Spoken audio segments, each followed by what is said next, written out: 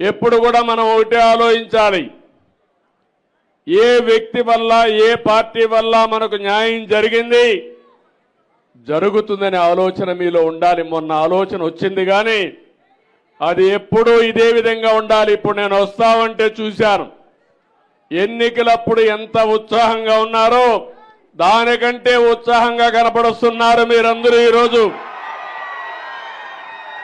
మొన్నటి వరకు మీ ముఖాల్లో నవ్వు కూడా లేదు.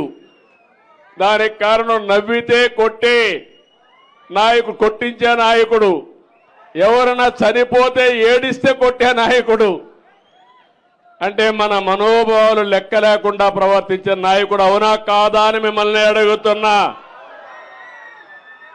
భయంతో బతికాం, అవునా కాదా?